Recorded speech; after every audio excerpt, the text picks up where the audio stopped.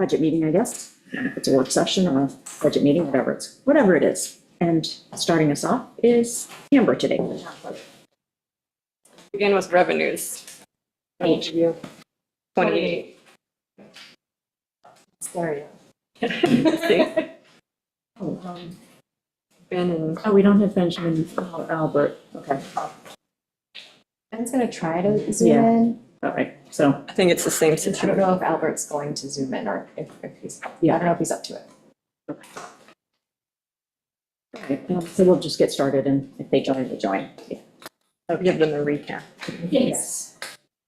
And they can watch the video too. Mhm. Okay, so we're starting with town clerk revenues. I just want to give up-to-date numbers so that way you can see what the chin is. Alarm system penalty, to date, we have 2,500 and still coming. Parking permits to date were $103,260. Condens Creek stayed the same. So you're proposing, is this what you're? No, these are to-date numbers. To-date numbers. I just wanted to compare to-date with your numbers and then go from there. Why don't we go one by one then and see if we want to, like, Okay. change the town board? Start with the- Okay, so, yeah, so town clerk fees you're good with? Yeah, and copies. We don't really do too many copies. A lot of them come from the building department. Your voice. Sorry. I always feel loud. We don't produce too many copies. I don't charge for too many copies. It's usually PDFs. A lot of them come from the building department. So I would keep that the same. We have not sold any town flags this year. I didn't know I could buy a town flag. Okay, that's exciting. $75 or $85, sorry. Now everyone knows. I'll contribute to the budget. Yes, not louder. Oh, I can barely hear you guys. Okay, Okay. okay. See, it's not just me, right? No, it's over here. Okay, all right, good. That's why I was feeling we needed more volume. Okay. All right, so alarm system penalty? Alarm system penalties, we are at 2,500. Okay. And still invoicing, we're still keeping up the track. Mhm. What do you anticipate that landing at? What have you billed so far for 2025? Because I feel like we haven't billed as much as we did in prior years, so. Like, I think that some of the repeat offenders are getting better about. Yes, so the residentials are good at paying the invoices. I'm having trouble with commercial. So, which are a hefty invoice, but we are working on it. Yes. What I'm talking about is the 2025, what you billed. 2024 was big. And they cleaned up their systems a little bit. So I feel like the Cheekwood doesn't have that recurring problem. Considering commercials and all, a roundabout number would be about $42,000 we built out. For 2025? Yes, because certain businesses have 12 calls. One of them was like 20,000. Yeah. One of them was. So I didn't realize that was 2025. I Yeah, thought it was yeah. 2024. So all the alarms for residential and commercial are in the same one? Yes. And the same Yes, yes. budget line, correct. And you're saying it's 42,000? 42,000 that I've invoiced.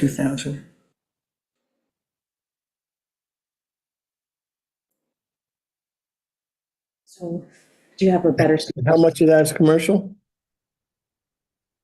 More than half. Got it. Sorry, I would have pulled it up, but I just. And of that 40, let's say 42, we split that with the fire department, right? It depends So- if it's fire call, we split with the fire department. Police, it goes to the. Shelby, where do we post those? Do we have an expense line for paying out the alarm fees, or we just net it in this category? Okay. So if it's 40, goes out 20, maybe. Actually, no, they cut the check. Yeah, The Linda, Office cut the check to the fire district, so it Okay, so we get the net then. Okay. Okay, all right. So maybe 15,000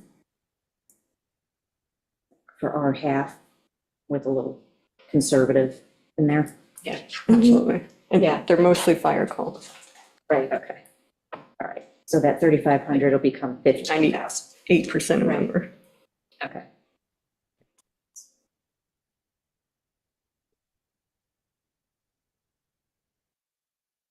Parking permits. We are topped out at $103,260.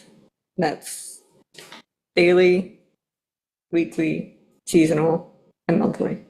So we can probably bump that to 100 because last year our actual was 100,000. Correct. This year was 103, so next year I think 100 is probably safe.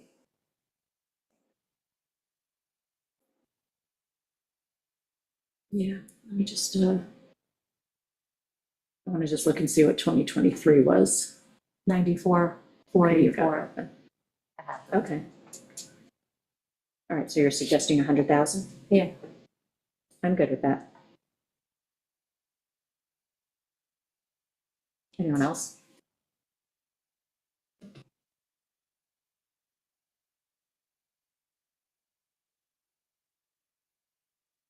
Okay. 100,000. Okay.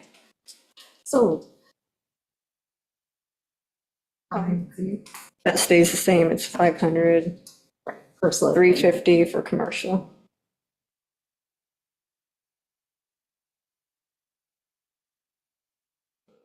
Commercial activity fee to date was 1,500, but we adopted new fees, so that will go up. As we discussed. 3,000 is good. Um, I feel like that might be a little.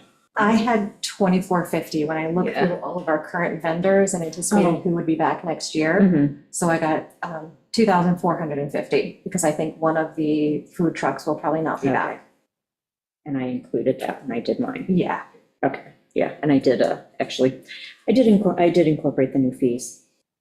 Since you have the option of transient too, it maybe that will bring Right. more applications. in there. Yeah. I think But it's not- 450 is safe.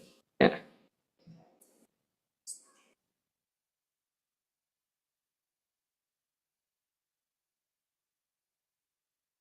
Dog licenses. To date, we have 712, but again, they're on different cycles. It's not a year, the cycle, it's different month. I would say 815 is safe. That's consistent over the last 2 years. Yeah. So what are we putting that at? Leaving at 850. Okay, I think it's safe. just checking. 815. Yeah. Right, okay. Beach vehicle permits, driving permits, to date, we're at 750. Oh, that went up. They're $25. I You don't still know. have those? Yes, until the town board changes, so yes.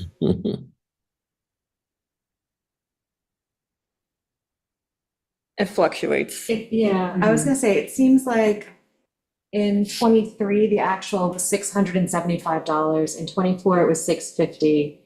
This year, so far, it's been 750. I would keep it Keep it lower. at 6 because it seems like an odd, It's better to be safe than not Yeah. expecting more money. I would yeah. keep it at, Peanuts here. yes, 600. That's my thought. Okay, dock permits. Dock permits. To date, we're at 15,325. And that's because we had the moratorium, lifted the moratorium. Those permits are on the old code. They already established those fees before the moratorium. And recently, we just had repairs and dredging, and then a couple of the applications that have fell under the new code and fees.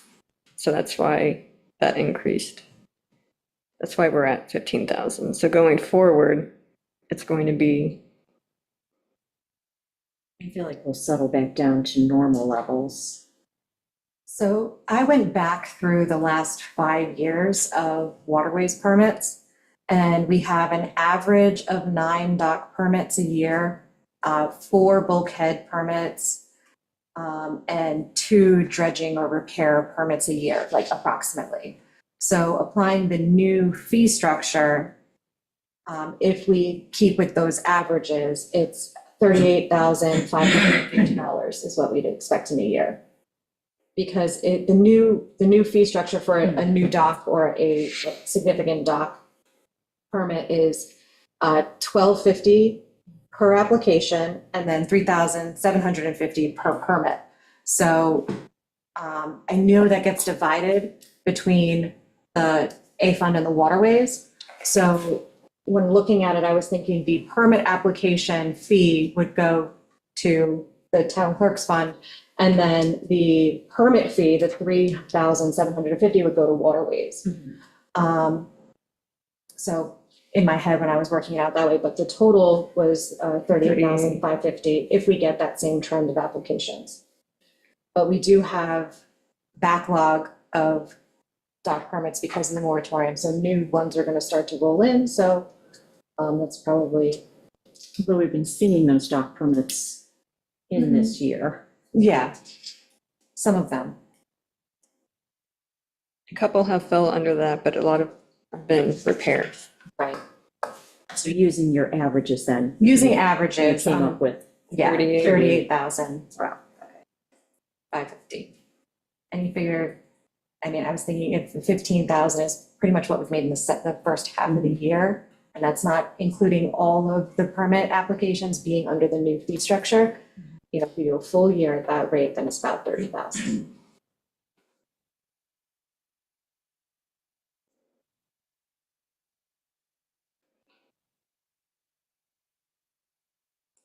I would say the 25 to 30,000 Yeah, is a safe range. I mean, we could just go with 30.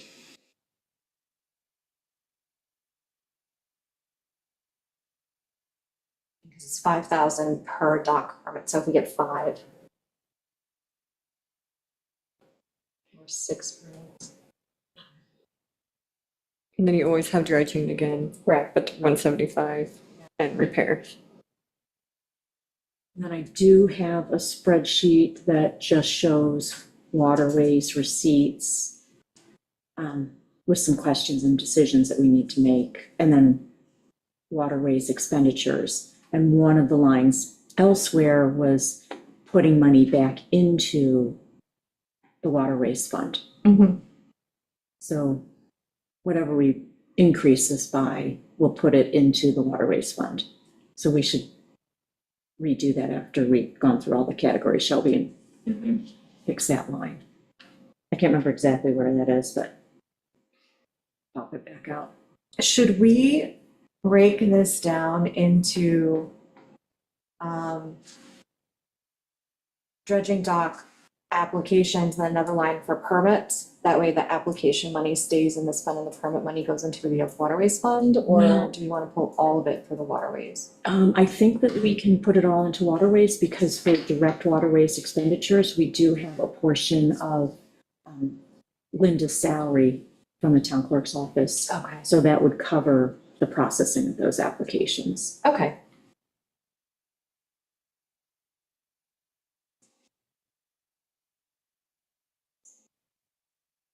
Yeah, we'll present this schedule once we button down everything that feeds into the schedule. Okay, that sounds good. So what do we want to put in, 30? I would say 25? anywhere between 25 to 30, I think is safe. 5 dock applications, that's 25,000. And we're averaging like 9, so, Yeah, it's going to be budget neutral yeah. because of the way I've got this designed, if everyone, signs off on it.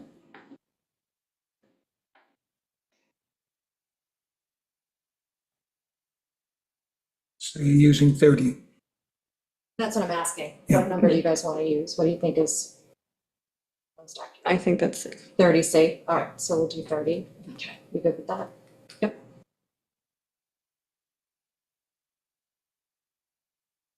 Shelby, if you could look up what the account number is for that excess that's going into waterways. We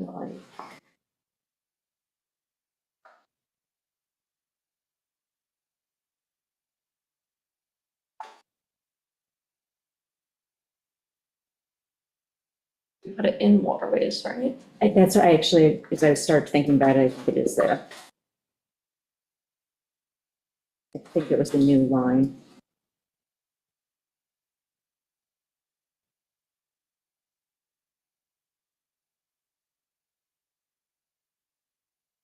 In the 57. 57, yeah.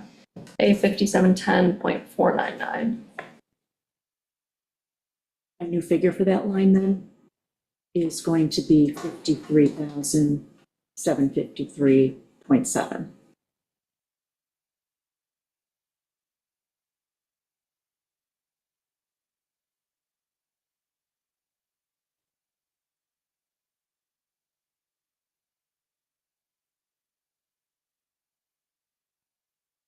Which is on page 19.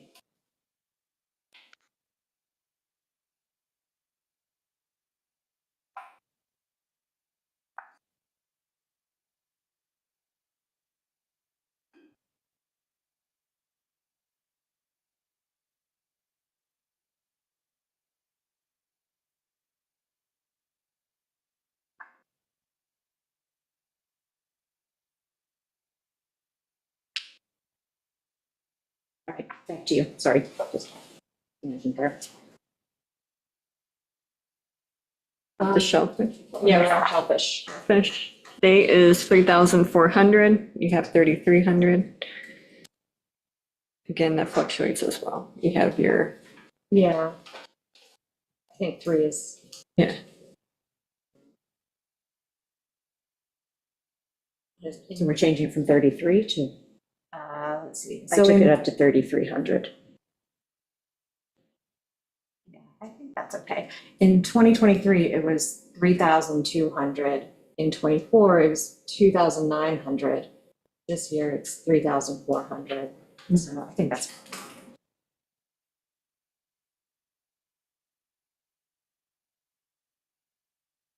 or assembly permits. To date, we have 1,300. Again, it's pretty, yeah.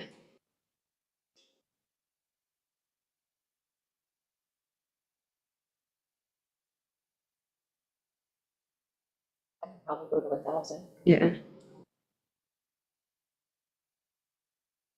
I would put it at 1,000. Yeah. 1,000. Yeah. I think I'll so. get it That's, to 1,000. there's a couple of. Film permits, 0. Not a bad thing. It's not been a popular filming year. We, 0, first time. And Daring Dockhart is 147, which will be going up. So are we doing anything with film permits at 5,000? Just because we had 11,400 in 2023, 5,000 in 24, and then nothing this year. One filming permit would be $5,000, so I would keep it at 5,000. Yeah, I think it's safe to keep it at 5,000. Because then even if we just get one. Mm-hmm.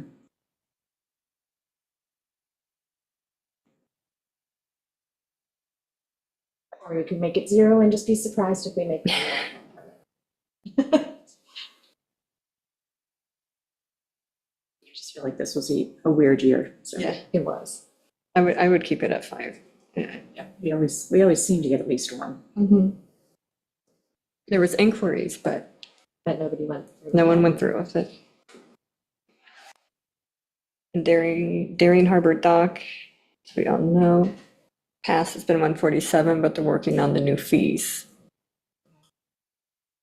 So until that's decided, I don't really know what to propose, except something higher.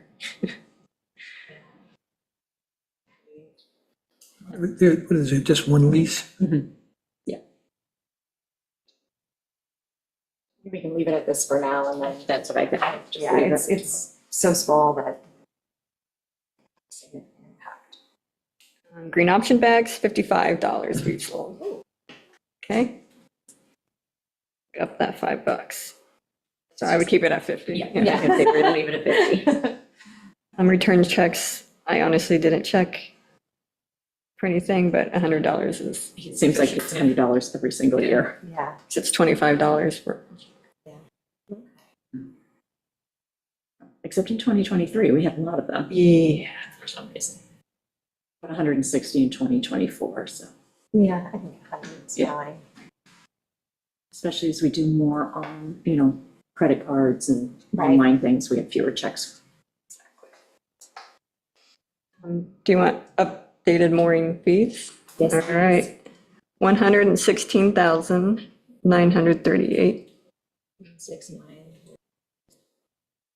116,938. Yep. Okay. And 27 cents if you want to be technical. Which is still rolling out. Now, that is something that can be calculated. Because we know how many, like, we have this many moorings, so unless people start giving up moorings or we issue new moorings. I think we're at the end of This month should be the end of where everyone is on the same cycle. the annual cycle. Correct. So yes, that will go up, and I think 154 is safe. 154 is correct. Yeah. So Amber Wilson, so starting next year, everyone will be renewing moorings at the same time? Correct. Yes. Right. Not at the same And that's in time. spring sometime? Everyone will expire on the same, Oh, it is on the same day? yes, everyone will expire on the same date. Everyone's been prorated to get to March 31st. So every March 31st, everyone will owe $157. Amber, how many moorings? I can pull it up. Bo would probably know off the top of his head. Like I know of one. 850, Christina? ballpark. Thank you, Christy. Around 850. 850. Wow, that many? Wow. There's a lot. Hence the online program to manage them. Yes. It was the, maybe 3 years ago, so. Okay. So, Yeah, 800.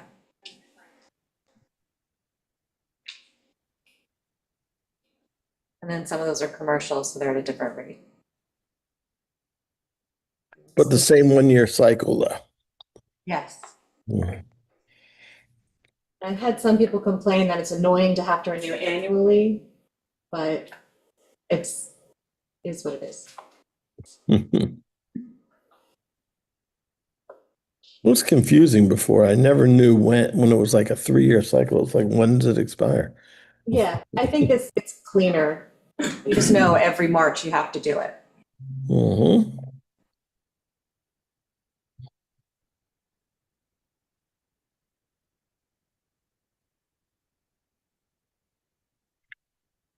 And what are the rules around? Is it automatic? If you, like, I have a mooring, and if I want to renew it, I'm entitled to renew it, or?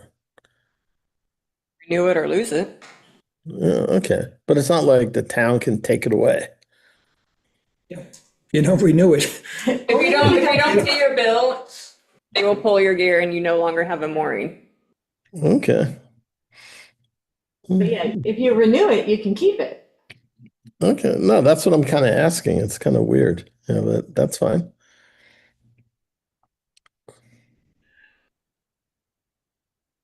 Easier than having to reapply every year. Oh, no, you don't want that.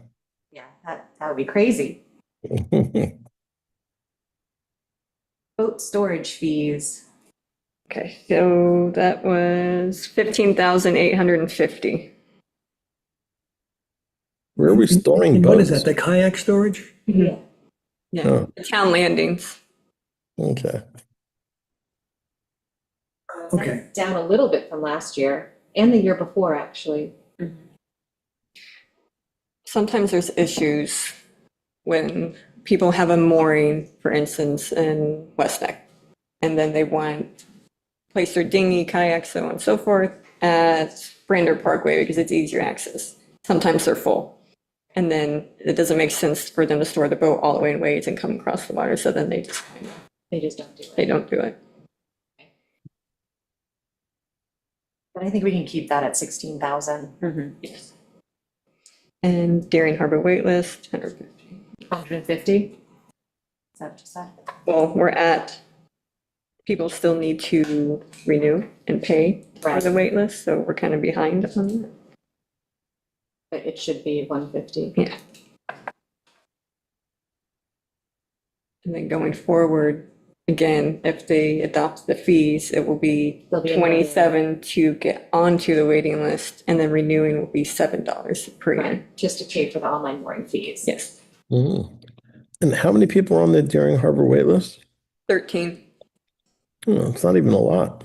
No, but it doesn't move quickly either. No, I waited 6 years. But make sure you renew. If you see my name pop up, just call me.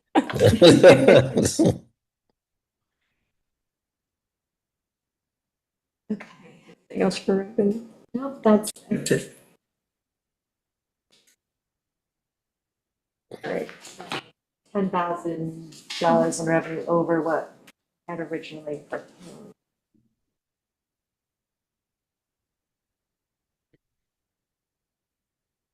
All right, so now what do you want? So, So back to your, So page 19? Oh, 8. Sorry, that's my water base. And the pension stuff. all right.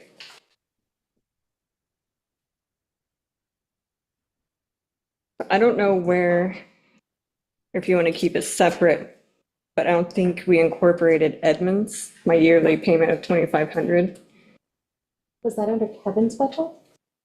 no, it would be down in. Laserfish is under Kevin's. Office and miscellaneous. I knew one of them was office and miscellaneous. What page are we on now? 8. 18? 8. 8. 8.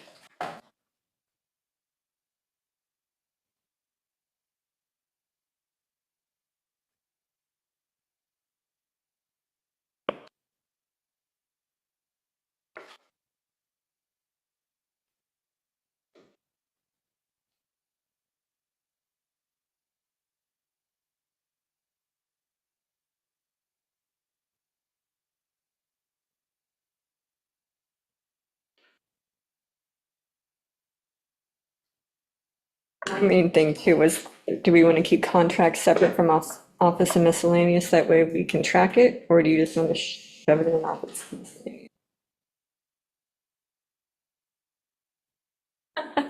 Hate additional accounting lines. I'm fine with it being in here. I just didn't know for anyone else's purposes. I know what I need every, Yeah, I mean, the Edmonds was 2625 this year, and it is in office and miscellaneous. that's for tax. Is that the tax Um, receiver? She has Edmunds too. no, town clerk 2025 annual renewal. Okay. That was done in January, Yes, all right. How much was that? 2625.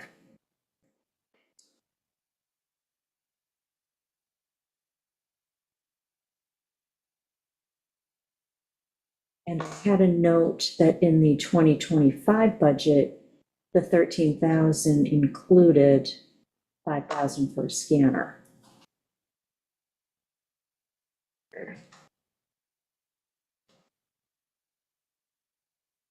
That one, That's why I cut it back to 8,600. so, So the 13,000? Yes, and that's why I still have, you have money left for that scanner. yes, I still have it. But my fear is, so what I'm asking for is a scanner. Let's dive right into this one. Mhm. For us to keep digitizing, so we need the larger format, we need a higher quality as per state standards. So with that said, I've researched, it's about $5,000 for the scanner that I will need to continue the digitizing. Because we have, the larger maps we need to preserve, the larger building department maps, planning board, zoning board, so on and so forth. My fear is that I can encumber this. Mhm. So I can make that move, which wouldn't be an additional ask. Like if I encumbered that money, I could have the scanner for 2026, Scanner? 5,000. Okay, so I think you've got room right now in the 2025 Right. budget. As long as I encumber it, though. I gotta Yes. remember that. Yeah, try and purchase it before year end. Yes. Which I have a couple of options, but I like to sit down with Kevin and pretty much have him bless it. So I can do that. My other ask, So I'm saying that ask yes, is it's covered. covered. Okay. So my other ask would be an estimation about of $3,000 for a module through Civic Plus to accept online payments. And the possibility they could submit forms, the easier ones, as in like commercial outdoor assembly, renew your dog license, nothing with wetlands, nothing with special permits, because that's a bulk. They must receive, hard copies. Highway Department could also take payments online. I spoke with Ken if he was interested. He is. They could invoice their way. Landfill could make payments through the system as well. It makes it more accessible for the residents and seasonal residents. And again, that's about 3,000 to install. And then I think, 2,000 annual fee for that module. And it integrates with our website already and our terminal that we use in the office. So is that 5,000 the first year to get it up and running? 3,000. 3,000, and then 2,000. And then per year. 2,000 per year afterwards.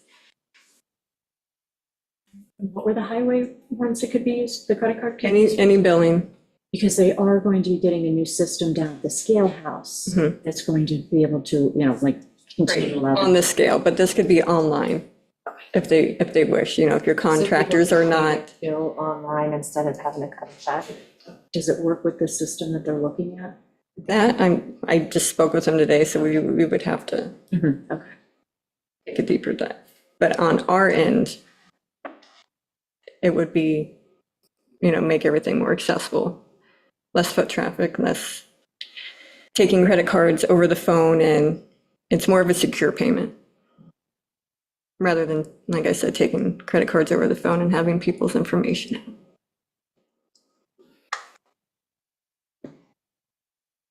How does the board feel about that? I'm in favor of it. I mean, if it would work with highway as well, that would be good. I don't know if highway's new system at the scale house is also gonna work with, people paying their bills online. Like if you have a house account, and then you get sent a monthly bill, if you could pay that online, I think it would probably be faster for most people. I think also, This would take care of the accounts receivable. well, They could pay by credit card. correct. Right. That's the, yes. I also think you're more prone to get people. The receivables could be handled a little differently where can you hold credit cards? I don't hold credit cards. I will not hold credit cards. I don't like having that information I know. in my office, Right. and Yeah. I'd rather just have someone come pay, they enter it in, they're responsible, we move Yes. on. Yeah, I get it. But modernizing how the town operates should be a priority, and this is an important aspect of it, so. I feel for that it. it aligns with everyone's goals Yeah. here too. I mean, and it's cost efficient. You don't want to hit everyone with the big bill. You put these things in time by time over progress, and then that's how you figure out they work or they don't work. I know there are companies today that I even deal with where they have your credit card. They give you the option of either paying it, you send them an invoice. You have the opportunity of paying it with your own check or whatever. But then there's a default there where if you're not paying the bill, they charge your account. It would eliminate this whole receivable issue that we've had. It's just something to think about. I mean, how do you cut down on that? Outstanding invoices. Yes. It could be one way, but at the same time, you still have to worry about, you don't have checks. Checks can bounce. The cards can decline. I think if we can accept credit card payments online for people's bills, I think that will go a long way. It's very easy for people to pay with a credit card. Most people get reward points for a credit card or cash back, so they prefer to use their credit card to pay things off. So I think it would definitely help in collection. And it saves the time from when people mail in checks, then you wait and then you process. Right. Yeah. It's more efficient and streamlined. I think if they have the option just to go online and do it, they're gonna more prone to do it Oh, yeah, people are. and not forget. A different but related question is, do we charge late fees?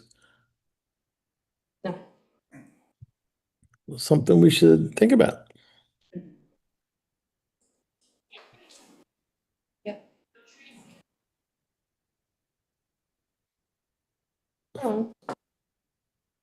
If I pay for the scanner, this, Right, so I if you will have- find the scanner, and let me If you tell you have a that. scanner and buy I it will find before the the end of scanner. the year. Then my ask would just For 5,000. be, Yeah. well, it would be 3,000. Right. And then it's $3,000 to implement the module for online payments. That includes the first year? Includes first year. And then it will be $2,000 annually. Oh, okay. Okay, Okay, so so we're changing it to 11,600. Okay, I'm good with that. that's a good thing to do. Yeah, Yeah. that sounds good. And then try to get the scanner before the end of the year. I have my eye on when I send it. Speak with Kevin. Talk to Kevin and Yeah. pull the trigger. He makes me feel better about my decision. That's good. No, it's good. Very good. So what would it take for us to be able to charge a late fee? Is that a resolution? Is it, Yes. I mean, because we're just giving out free loans to people who aren't paying what they owe the town. Okay. Putting it on an agenda. Thank you. I mean, I give you an example, but I don't want to do that in public. Yeah, let's not.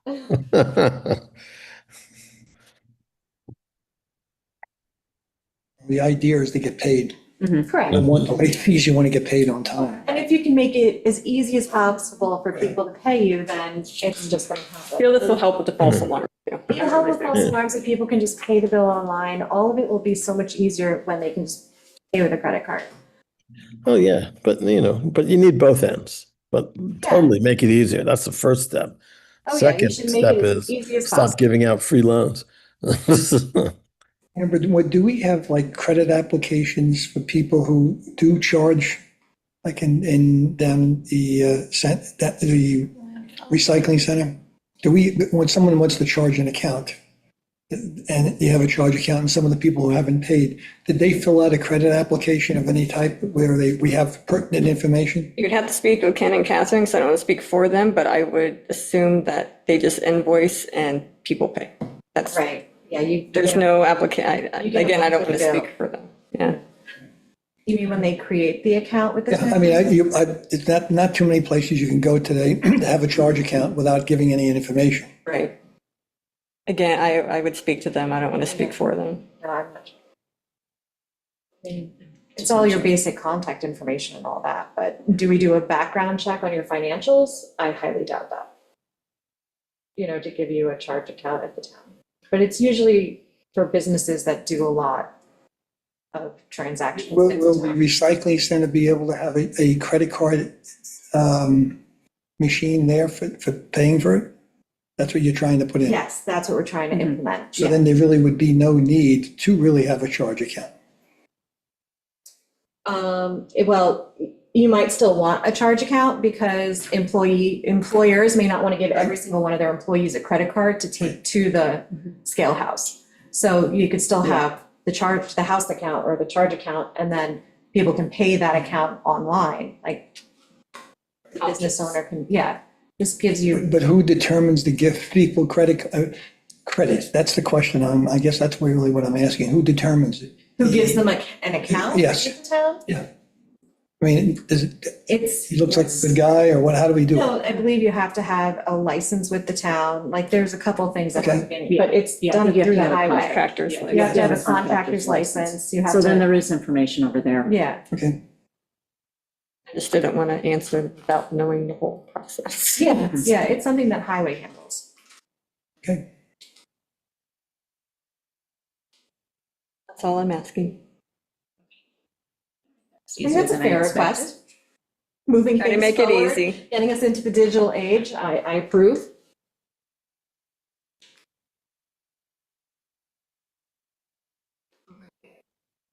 I'm all for it. Thank you. Mhm. Appreciate it. How long do you think it'll take to get that implemented, that credit card service and that module? I'm meeting with him again. Our schedules didn't meet up this week, but maybe a couple of months, if that, for us to meet, go over. We need, IT. Yeah. Yeah. Also, we need to have a budget from you to draft. Yeah. It won't be until January. that you People can- pay their taxes by credit card? Yes. It's a different. There's like an online portal, yeah. It's an online, okay. But that's through that same company? Edmunds. I believe Anne Marie uses the Edmunds. She uses Edmunds. She has the tax receiver program. Ours is different. It's a part of the same company, just. It's the same company, different modules.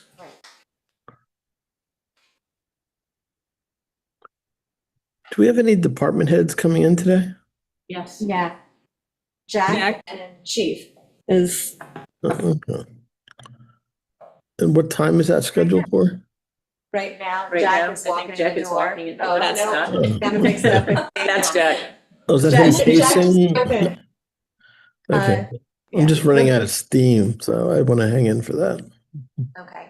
he just pulled in. Jack just pulled in. Yeah, and Chief is monitoring us online, so he knows when to come over, unless he's doing it remote.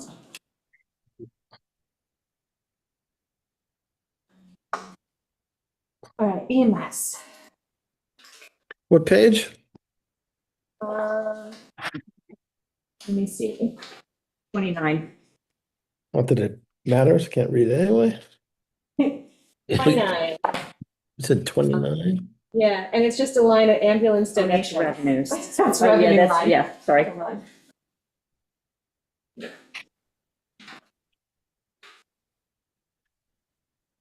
That's 40. What is it? 17. Come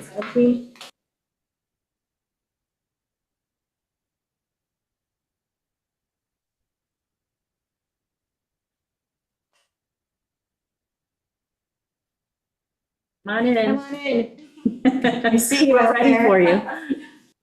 There's no escaping. It's quick. You're up. You can sit If you here. like, you can sit. Sit at the table. I didn't know if you were done or not.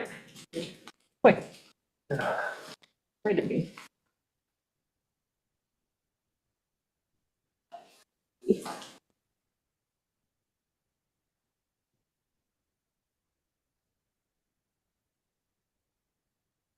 He's got handouts. Ooh, I like handouts. With this little comparative chart here. Thank you.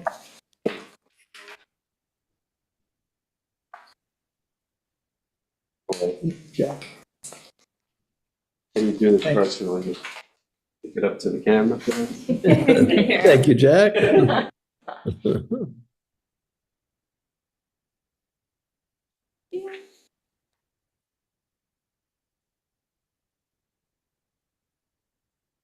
Sit next to her. So you can have it. I'll skate it. So. Send it to Benjamin.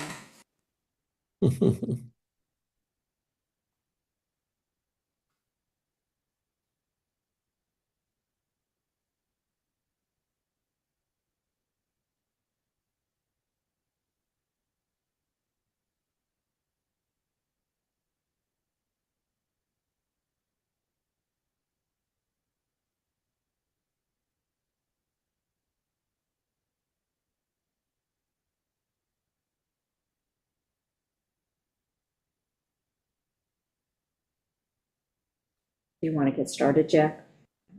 You want to just get started? Oh, yeah, sure. You know, if you had to wait for that. No, Oh, no. yeah, because Benjamin, you said you can't see it properly anyways? Yeah, I can't see it anyway. Well, if it's on my Pretty screen, I can straightforward. blow it up, but. That's true. And we're talking one line here, right? Page 17 has multiple lines. That was just the donations. I had us going to the wrong page. Yeah, we were on the wrong page. It's really only a couple thoughts here. So if you look at this comparative chart that I put together, it just, I wanted to give you an analysis since 2021, a 5-year period of what the expenditures have been in the budget, comparative to what we're looking at now with the supervisor's reductions. And to highlight a couple of them that I would like the board to consider, one is the building maintenance account, which we put in for $12,000 for the last, in 2021, we used 10,000, and from 22 on, it was always funded with 12,000.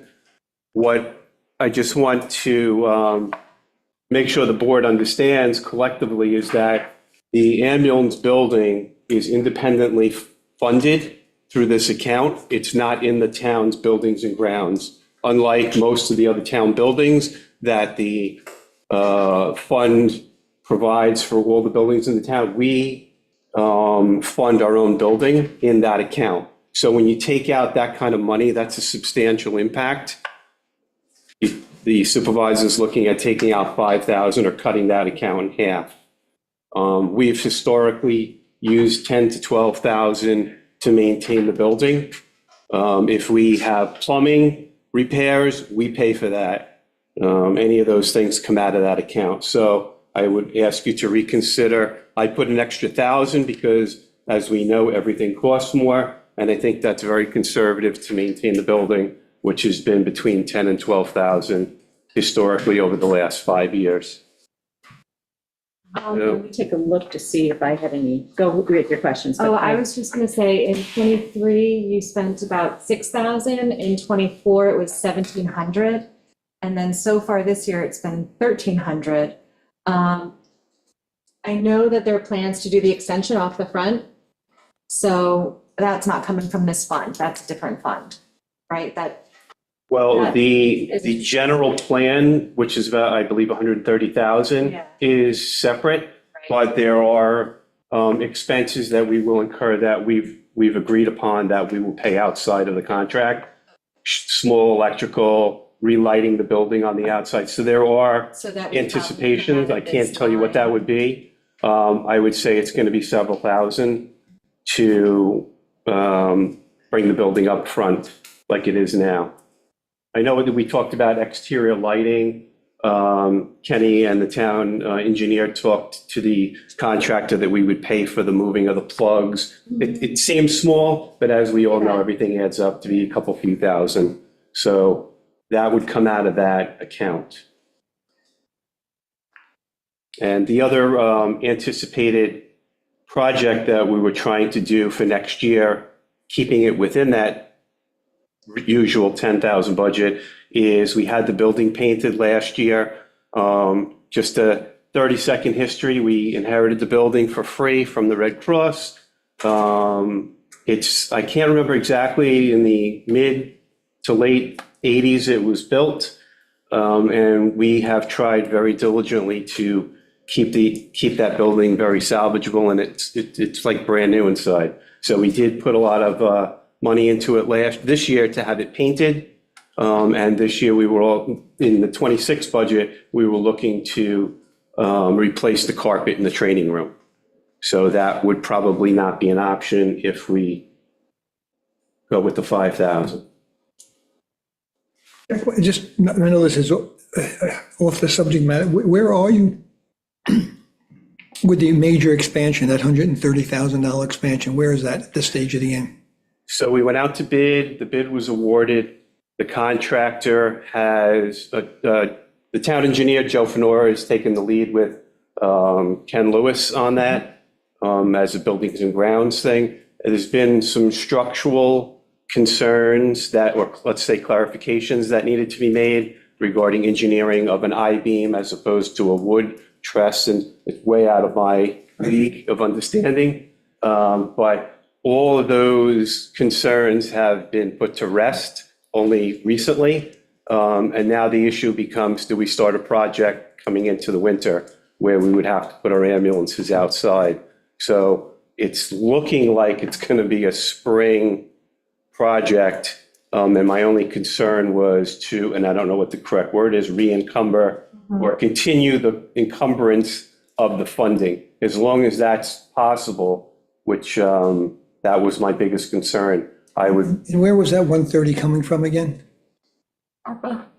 Yeah, we had, Not the full 130, but there was like, yeah, capital funding. Capital Yeah. funding. So it's in the capital fund. But it's, the funds are there. Yes, because we had, we had to have obligated the funds by last year. So Okay. part of that we obligated towards the garage. so as long as we are able to continue holding on to that, I think it would make most sense to wait till spring, early spring, and get the project done. It's been a long thing, and I know the town engineer's done a lot of work to make it happen, so I appreciate that. All right, so I don't know if anybody wants to discuss that line anymore. And the other two lines that I just wanted to discuss was medical supplies, the 478 account. We had put in for 13,000. It was reduced to 10,700. And I can tell you historically, it's been funded for 10,000. You know, medical supplies, and if you look at purchasing to date, I usually don't purchase medical supplies until the absolute end of the year, in case we have unexpected funds needed for a major incident or some type of incident that would cost money. So we try to reserve funds until the end, but just before the end of the year, we'll resupply and kind of stock up for the spring. So you'll see that that's kind of the trend. If we would have we've done a couple transports now with the nursing home and stuff, that's added expenses and that'll all be covered. So, but I just think, medical supplies, I didn't look it up this year, typically 5 to 7% increase. We use the same amount of Band-Aids, we use the same amount of gauze, and it doesn't cost less. So to cut into that, I just don't know. It's an actual thing. It's medical supplies that we just bought some Airways that were $700 for 12. It's expensive stuff. So I just think we should reconsider funding that account. And the last one, well, the reason I cut that is last year in 2024, you ended up spending 9,000. We did get a grant for 2,450 for the EpiPens. And then we ended up transferring out 3,700 to cover overages in other accounts. So that's why I took it down, is because we didn't end up spending it here. yeah, I looked at it over a 5-year, and that account is typically run like 10 grand. And I think the other thing, we can compare actual costs and stuff, but my other consideration in this, and I think it's important, is we know, it's no secret, that the Ambulance Foundation substantially contributes to keeping the budget down in our operation.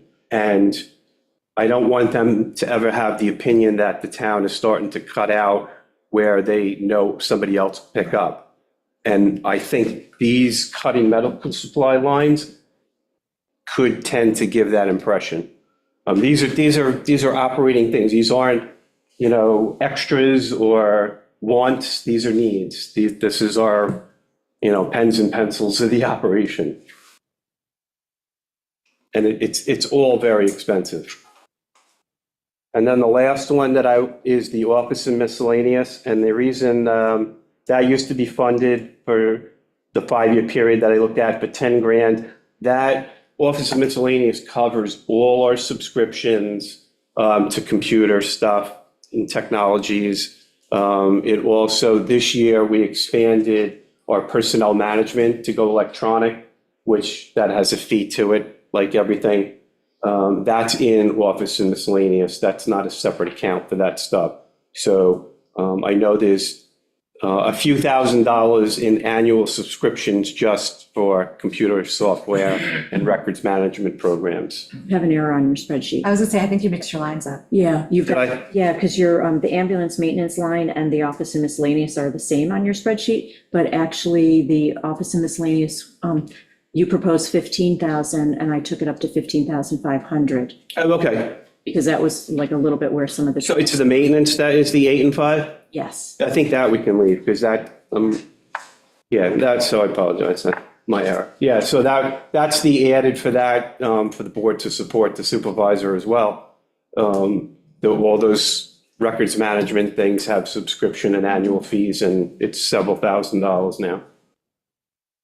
So that's all I had on those items. I think the big thing is the building maintenance and the medical supplies for consideration. Okay. Does the board want to discuss making any changes right now? I'm okay bringing the building maintenance back up if they're gonna be doing the extension on the building and we're gonna need all that to cover some of the gaps. If, you know, doing small electrical changes or changing out hardware or things like that might go over the 137 or whatever we had earmarked from the project.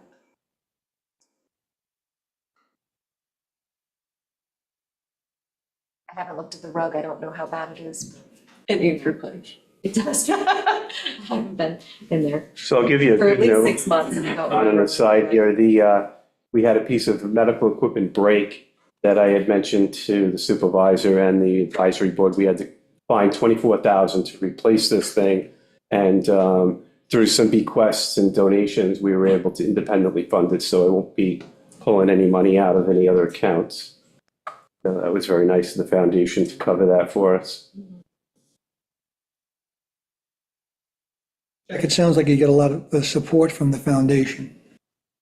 And I guess We do. your concern is that they don't want to be taken for granted that they're funding something, you know, I think you said it appropriately, like, let's not make sure that they're not offsetting our budget.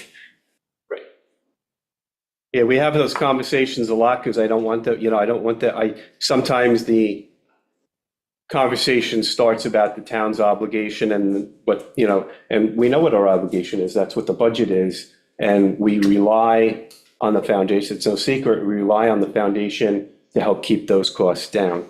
And, we maintain a good relationship with the foundation, and they're probably going to be in a position to completely fund the new ambulance in the next go around again. So I don't want to have any impact over what I feel are kind of minor dollar amounts in the bigger picture. Money funded ambulance, that's about $250,000, right? I might be off. I think the last one was either 251 or 351,000. Yeah, it's going to be more. Yeah. We have already in the EMS capital equipment reserve 282,000. Right. Yeah. So, but I don't think that fully funds the next Right. ambulance. I thought it was going They've to be gone like up. I think the last 350. time I looked, it was, yeah. Yeah, like 350 might be the next number. Yep. It's a significant donation to the town. But will the new ambulance be replacing an old one that can be sold, or? We usually get, if there's a trade-in value, we usually trade it in. The last truck didn't have a significant value to trade it in, so we kept it. It's like a storage truck, and it keeps our equipment that kind of congests the ambulance too much available. Like we have to have a lot of equipment for fires, for firefighting rehab. We have to have specialty equipment for water rescue. So we're using the oldest of the ambulances more of as a vehicle to get equipment to the scene. It was only going to get about $5,000 to trade it in. So it wasn't worth No, trade-in value. keep it, yeah.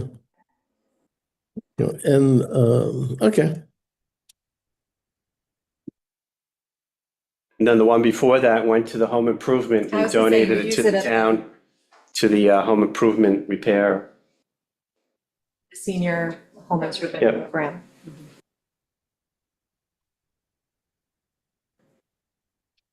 So do we have a decision on these lines or just put a question mark to be?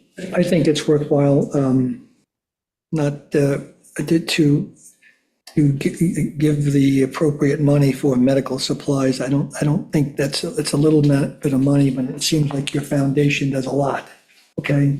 and I would support that. Yeah, in 2023, the medical supply actual spending was 13,239. In '24, it was 9,100. So far, you're at about 5,000. So, if the number matches '23, then 13 would be appropriate. You're buying a medical supply, you haven't bought all your medical supplies for this year. Right, like I said, we typically kind of wait to the end of the year in case there's a need for the money during the operation of the summer and stuff. But we'll be able to restock. That's what we usually do in November,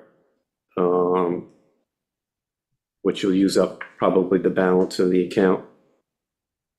Everything we have, every piece of, even Band-Aids nowadays expire, if you can believe that. I do. Everything expires, so, and we're subject to inspection, so it has to be 100%. There's no like thinking we can go another month or two with something. Everything has to be within date. Wow.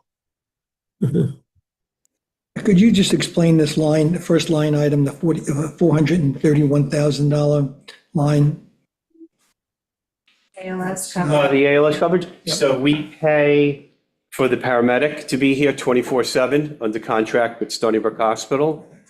And the way that works, hopefully I'll say this correctly, is the hospital pays for half of the daytime, and we pay the other half, and we pay for the full nighttime coverage. So that totals 431, 350 or whatever that is. That's purely wages. It's everything. Everything. It's the vehicle, it's compensation, it's gas. The only thing it doesn't include is ferriage that we pay under the deal of the contracts agreement. We pay that outside of that 431. And that's so that we have one EMT 24/7. One paramedic. One paramedic, sorry. 24/7, 365. correct. So, if we needed a full paid Yeah. ambulance corps, that would be. Yeah, they're not, just so you understand it, they're not like per diem workers or temporary. They're New York State workers. They are all full-time employees. They have a full, retirement package, benefits, and that number is factored into what that costs. Put them here, and that's the 431. And that's Stony Brook. We pay them. Correct. We're under contract with them to subsidize our ambulance service. Yep. And that includes medications, anything they use, there's no more bill. That's a hard number. That's a one-time fee. That'd be why our medical supplies went down from 2023? It could be, and it might not be. So if you remember if I remember, I told you at the advisory meeting, we had 439 calls last year. So I anticipate we'll be doing a lot of supply movement this fall to stock up for the summer. That's a contract, annual contract that you sign. It's renewed every year. Yes. It goes into the details of what's included and And if we had to shoulder the bill ourselves without their contributing to it, it would cost $575,000. So fortunately, you have the gentleman's agreement that they're not going to change the contract. It won't change for this budget cycle. I can tell you that. Past that, we'll have to see. Yeah. And that's something that we do. that's not good news. That's not good news. Well, it is good news because we've, I believe, 4 years into the program, they've held the cost at the same rate and nothing stays the same. So we've been very fortunate. It's year to year. They could change it At some point, that's going to change. We know that. change because their rates are going up and they're, Correct. Their corporate staff just changed at the hospital level. The corporate people are different. They might have a different philosophy. Hopefully not, but. We do a resolution to accept that every year. It's the fly car is what it's called in the resolution. So it doesn't quite read the same as the budget line, but we do that annually.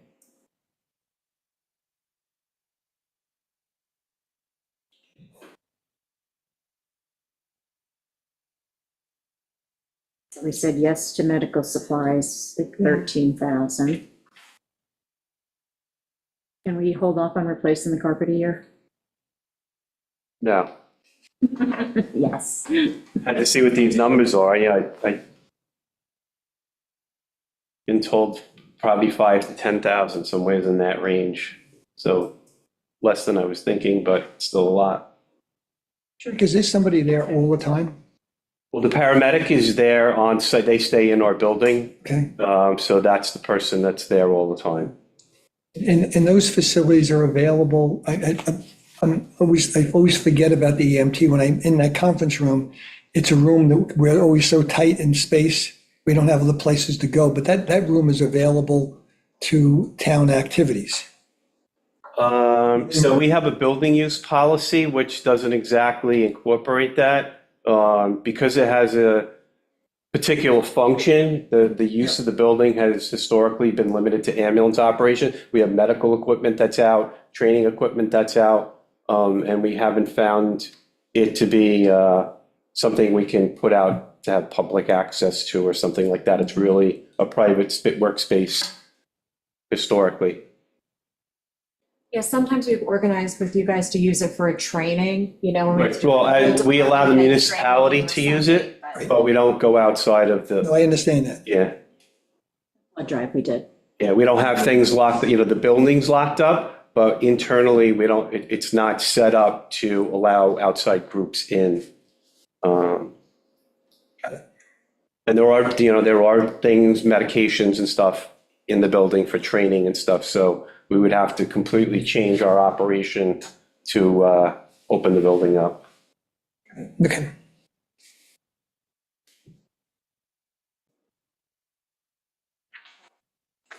We decide on the building maintenance. Proposed was 12, I put in 5.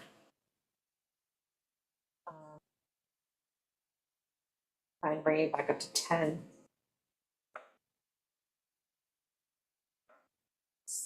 I mean, that's one where it's weird because it does jump all over the place. In 2023, it was 6,200. In 24, it was 1,700. So it kind of bops around. You're thinking the biggest expense this year will be replacing the carpet, In the building maintenance account, yes. okay? And do you have any idea? Short of anything that happens to that building, that fund pays for. So if we lose a roof in a storm, that's where, short of insurance, that's the fund for that. Okay. So, we do have faucets, we had a hot water heater, those things all come out of that account. So it's like running a house.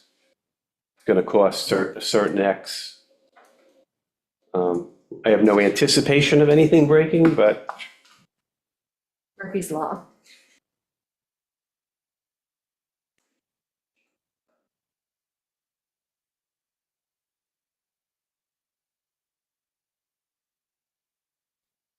So Gordon, were you thinking, What I was thinking, I know there are always contingencies that occur, okay, but I think if his project is to replace the carpet, and it's in that, how many years old is that carpet? probably for me, they're probably 37 years old. 7 years old. What, do you have any idea what that would cost to replace it? I'm hopeful it's going to be less than 10 grand, somewhere between 5 and 10 grand, depending on the grade and So when Meg says 10, that would take care of the carpet. that was the high end of what I've heard. I didn't actually get quotes for the building because I want to make sure it was funded before I get to that level of doing something.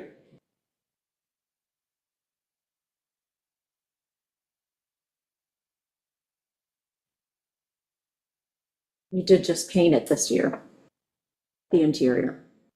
Yeah. First time in 37 years. Can't even believe that, but it's true. is that cost in our, The building is 37 years old? or is that, did that come The out? paintings and It colors. came in September. Oh, okay, So so it- rolled over from, okay, gotcha. I'm sorry, say that again? The painting was encumbered. That's the Yeah, we have to figure that out. situation. It wasn't properly encumbered last year. Yeah, because I was don't gonna know say, why. it's not showing up It's here. supposed to be, but it was not. Because it came in at what, 11,000? 11,850. Yeah, so it's not reflected here. So, Yeah. Yeah.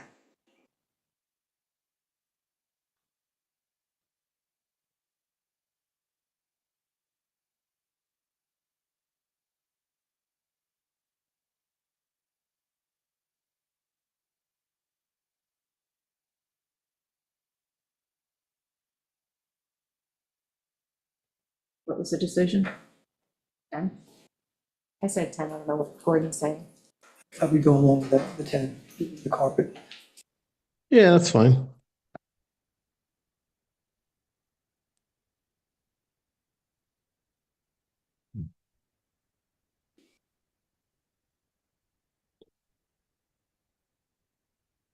So that's it then for Jack?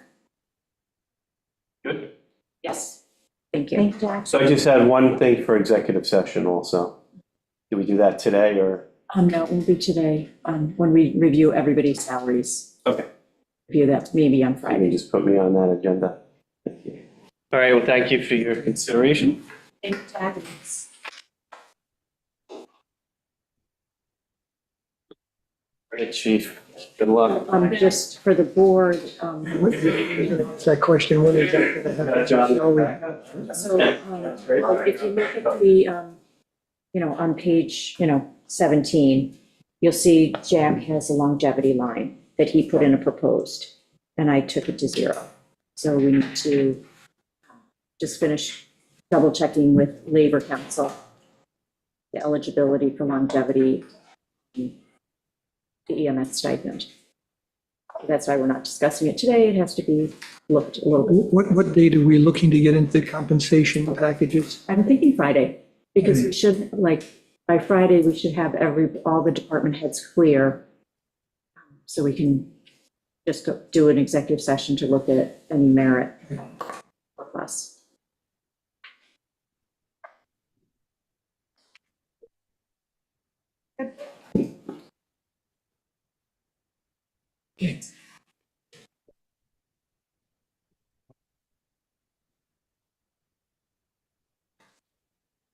So page 14, wrong direction.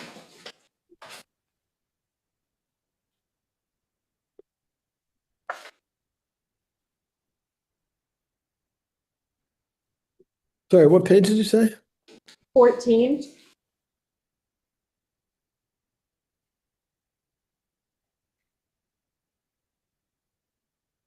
Go ahead. So before I start getting into the numbers, I want to begin by recognizing the men and women of the Shelter Island Police Department. Our police officers, Marine Patrol officers, administrative support staff, and animal control and seasonal employees, and our part-time personnel.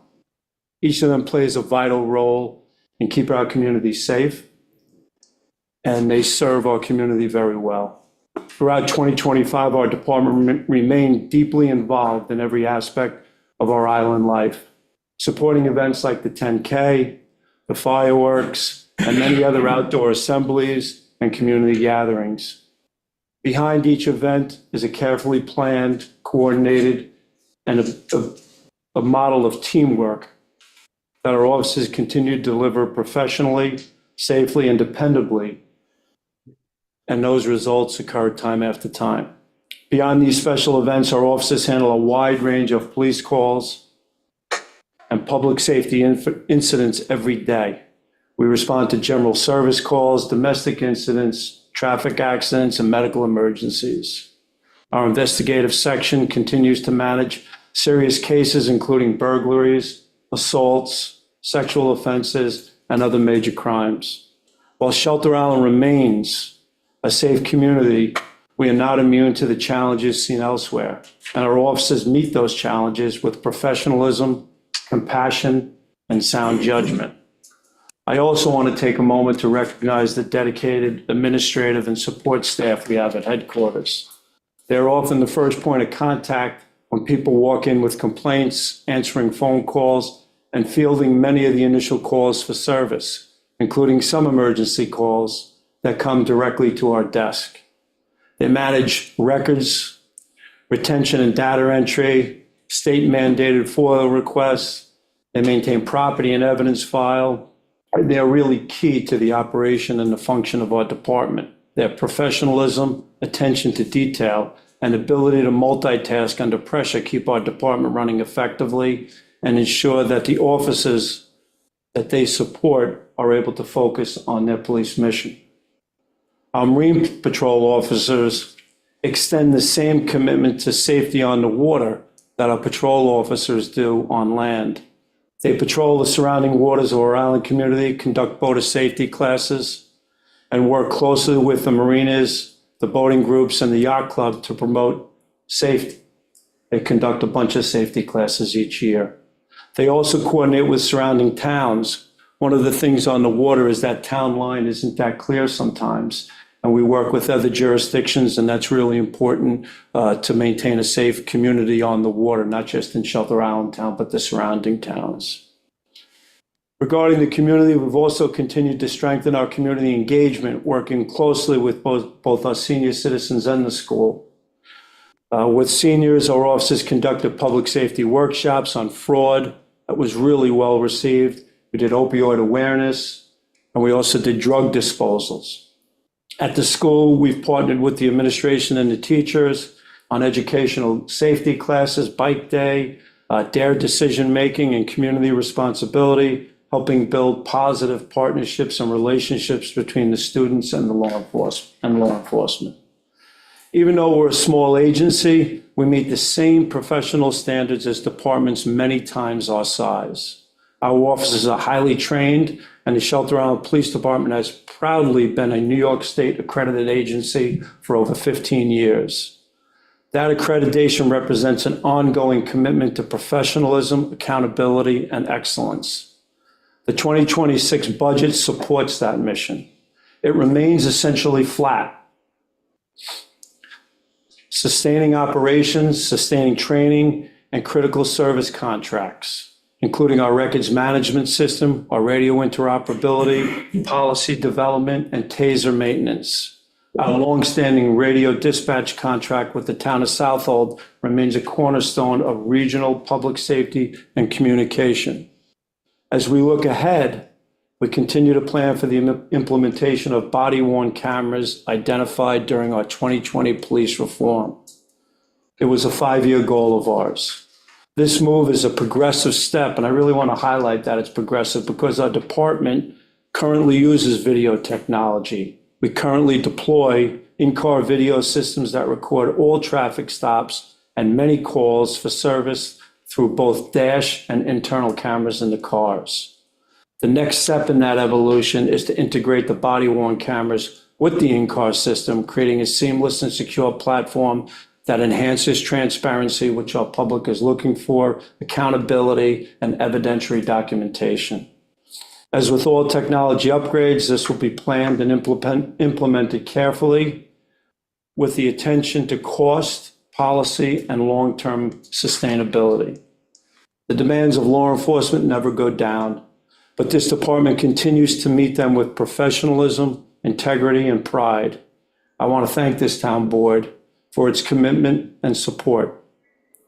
You play a vital role in keeping our community safe, and we need to prepare for the future. So with that said, and I thank you for listening to me and kind of an opening monologue, but recognizing our staff and the things that they do every day and every year is really important to me. Look, we are a team, and we're a bigger part of this island team. We're all on the same team, but we're an integral part of that team, and we're largely the front line in many things that we do in the community. I wanted to make sure that I recognize those people in our staff that do that every day. I've said right away that we are fiscally sound. We've presented a budget that has a zero growth or a zero tax impact. Overall, it's flat. I know that the supervisor made an adjustment in our overtime and bumped that up by about 62,000, but that's reflected in a revenue. So if you take the revenue side of that $62,000 increase, we still remain at a zero budget looking at 2026. So I am prepared to go line by line, and you tell me where you want to start, but I thought it was important to highlight some of the things we do annually, and then again, point out in the budget that we're looking at a zero tax-based budget.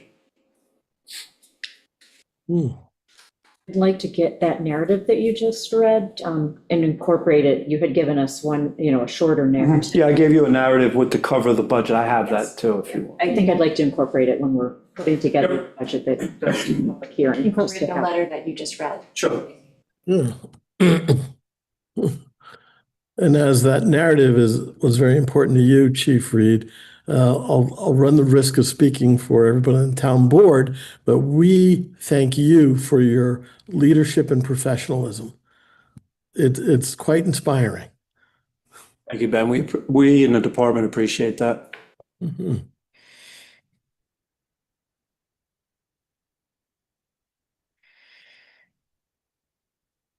So how does the town board want to approach this? Do we want to start with equipment? I mean, I figure the salary, longevity, overtime, that will go over in, Yeah, I mean, do you want to do that? yeah, we could just briefly, I lowered it because you had slightly higher for the staff. What page and line are you on there? The personnel services, it's A3120.1 PS, personnel services. I lowered it just a little bit, and I think that had to do with, just looking at the two, my side by side here. Yeah, maybe the longevity was slightly different. Longevity, Part-time and seasonal? Yeah. So you removed and I highlighted those Yes. three items. I understand why the supervisor removed the part-time and seasonal. Right now, we advertise annually, we push through our traffic control positions and other positions to try to bring on new people into the agency. And we've done that successfully with the traffic control, but we've been unable to really secure people in the part-time and the seasonal position. And that money either at the end of the year, it ends up going back into reserve funds, or we use it to offset overtime. Yeah. So I understand why you zeroed those out, but I want to express why that's zeroed out. So largely, that probably was the biggest. It was 10 and 13 and 2,500. Excuse me, 10, and I actually reduced it 10 and 2,500, and you took them down to zero. because I did bump up the overtime to reflect the opioid grant. And the crossing guard we zeroed out because now we haven't been able to hire a crossing guard. So we have the mechanical arm for backup to the officers who are acting as crossing guards. So we Yes. taking that position out of the mix. Exactly. What portion of the opioid grant is being covered with the covering overtime? I think it was 62,000 or it may be like 62,400, but it's in It's the the, difference between the, if you see the supervisor tentative, 174,130. Right. The 111,625 is the base overtime. The additional is for the opioid grant. It's just staff, the East End drug it's test. like 62,400 or something. Did you do the math, Shelley? 2,505. Yeah, that's 62,505. Yeah, of the opioid grant, there's $100,000 coming in from that grant. We allocated about 70,000 towards the East End Drug Task Force. The difference between the 70,000 and the 62,000 is benefits and payroll taxes.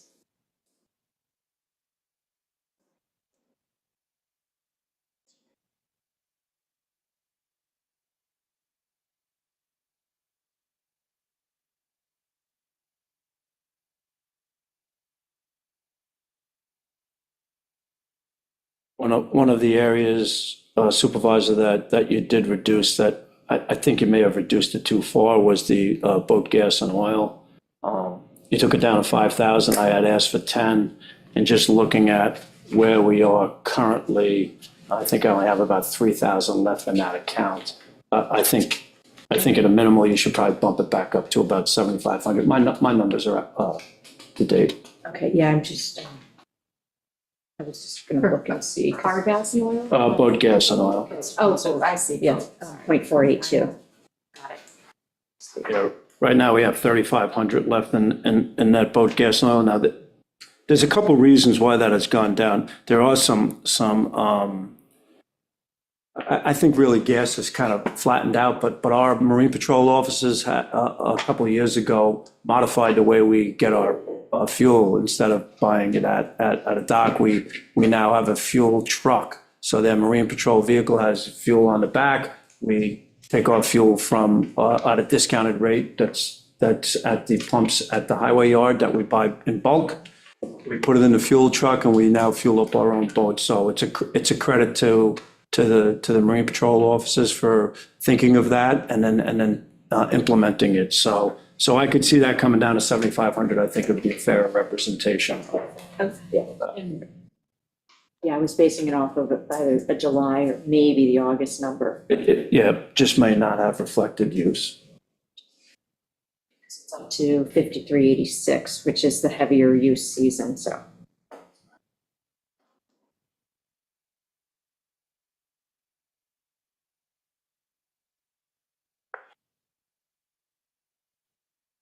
And what's the age of your vehicles right now? What's that? What's the age of your vehicles? I have a spreadsheet on that. It all depends on, we The mileage, when do you decide? right, so they generally start out all in patrol, and then they work their way down through patrol to other assignments. So the newest vehicles generally come out and they go into a patrol position. And then within patrol, we slowly use them less until we access them and then push them out to other departments or we'll sometimes sell them. I think last year's, we have sold vehicles before and used that to augment the cost of outfitting them. So, an annual purchase is one of the few vehicle purchases the town has. So if you look at, let's just say the vehicle Joe Fenora uses, that is an old police vehicle. There's a bunch down in Highway. There's vehicles throughout the town that have been accessed by us and then ultimately go down to other uses in the town and or sold. Is it Yeah, generally based on mileage and a cap at the number of vehicles that we're going to have in our fleet. So once we get to that cap, we push them down. And I do have a chart of all of our vehicles. Sometimes we'll keep them. We have a vehicle, a Toyota Camry that we've had, I don't know, probably for 20 years that we received through the DA's office on a seizure. It's cheap to insure. I think it's about $400 a year to insure, and we use that for various things in the town. But sometimes we'll hold on to some a little bit longer as long as the operational costs are cheap. When the operational costs get to be too much, then we'll access. No, there's a possibility that we might be able to get 3 police vehicles through a grant from, Right. So my take would be that we properly budget for them. right, And if we get that grant, then we'll put the money back into reserves, because there's been You don't wanna opportunities bank on a that grant, don't yeah. come to fruition or come with a quid pro quo Yeah. that we might not want to deliver on. yes.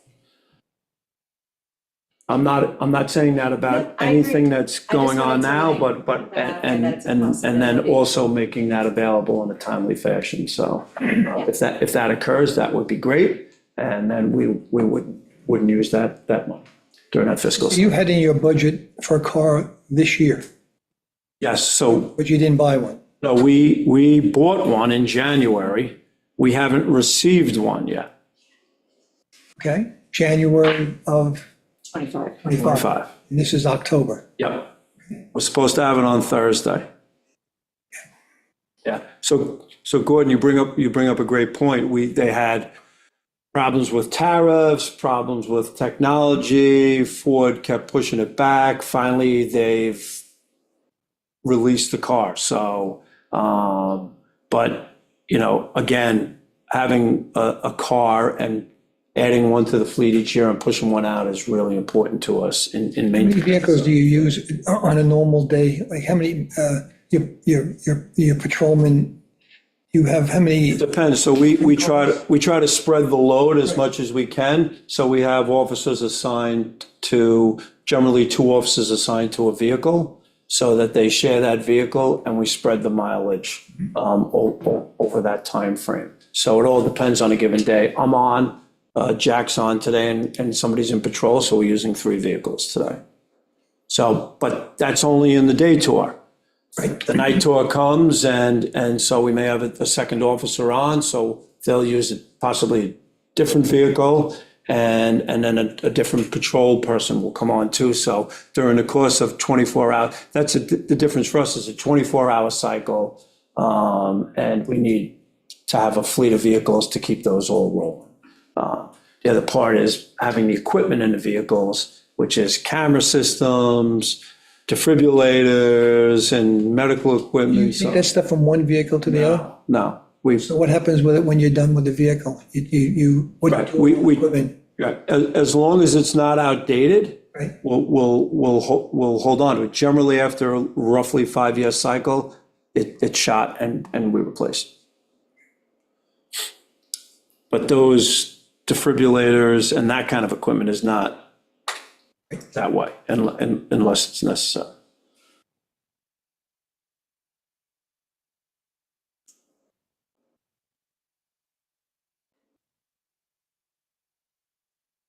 For boat gas and oil, we're going from 5,000 to 7,500. Yeah. Were there any other ones? Yeah, I'm comfortable with the other changes, sorry. Meg. No, I'm sorry, I was just Um, thinking of that. The uniform allowance also came down, and the car gas, you dropped by 1,000, we can definitely work within that. I understand the town's budget constraints this year, and I want to, and again, staying with that 0 is trying to conform to those constraints. The uniform allowance came down by 2,000, understood we're not going to have a I went to the part-time person. contract. Yeah, I went to the contract also to see what the uniform allowance is multiplied out by the number of. Right, but what you're missing in there Sometimes is you also- traffic control officers, if we have part-time seasonal officers and other things that don't quite fit in a person's uniform account. Yeah, I noticed that it was higher last year in '24. It was 16,400, and I thought that was possibly because we brought in a new officer. We had to kit out July. I probably had to move money from another account Right, to cover that. right, so we're gonna have that happen again. We're having that, Right. we're working within This that year. right now. Yep. And so if Right, so that would explain occurs, why- right. Why it's modified higher this year.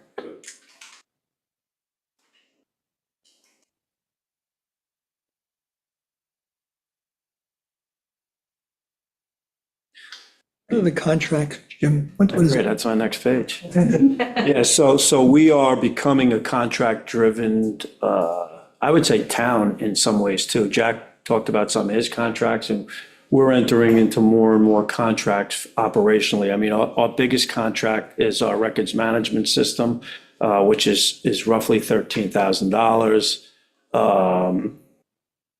That's the digital space where every call we go on gets into a system, every person we deal with goes into a system.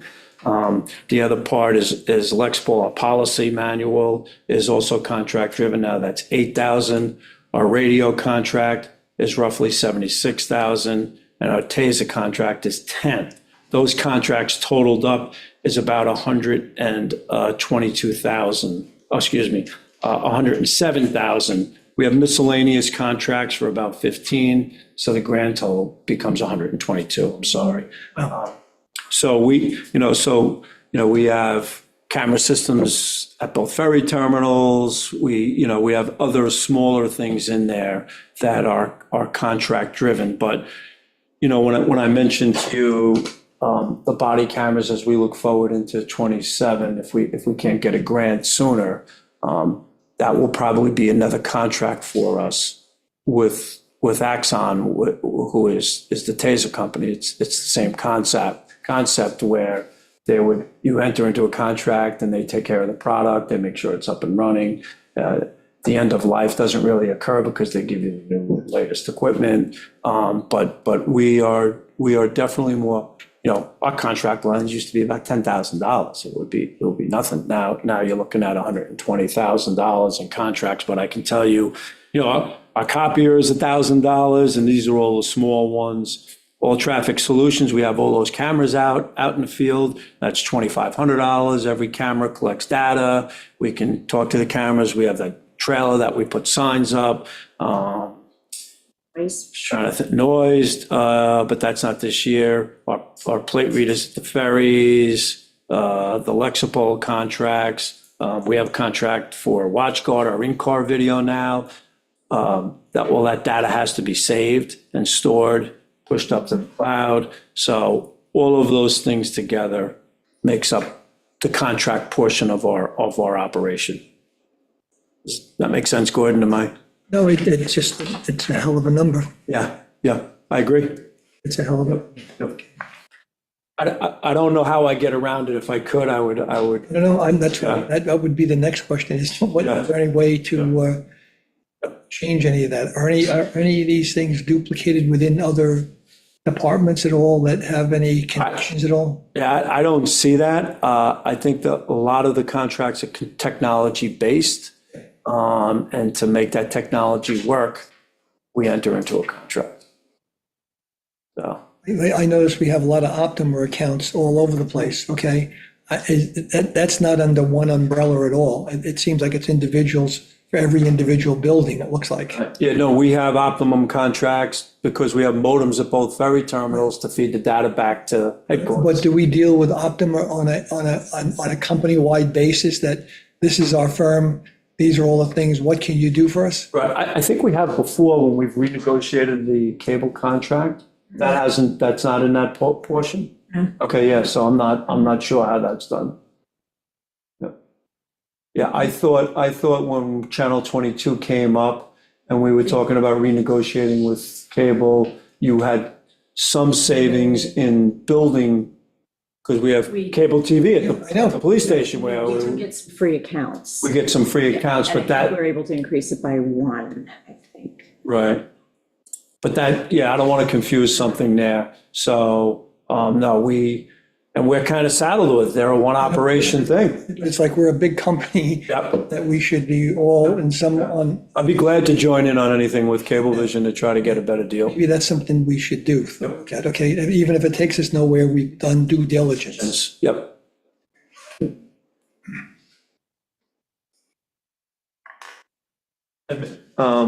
I think the best person to head that up would be Kevin. Not to jump out of it, I'll be glad to support Kevin, but on the IT side, because a lot of it has to do with cable modems and things we have going on in these buildings, especially for us, I think he'd be the person to deal with that. Yes.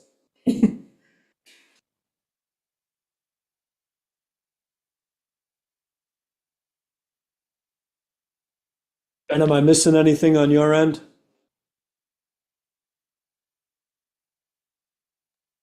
No, all Okay. good. Yep. I just don't want to exclude you in any kind of way.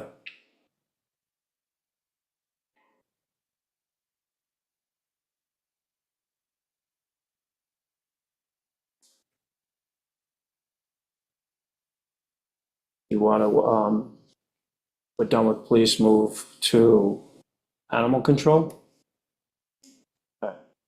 This jail pretty much just stays the same. Yeah. That's relative. Can I just go back to that overtime for 1 minute? Sure. Just trying to really understand this, okay? So when I look at, it's a big number, huh? And in watching some of the prior meetings, Councilman Diet also brought up overtime and trying to get an understanding for it. And what I would tell you is, if you don't mind me explaining overtime in a broader sense.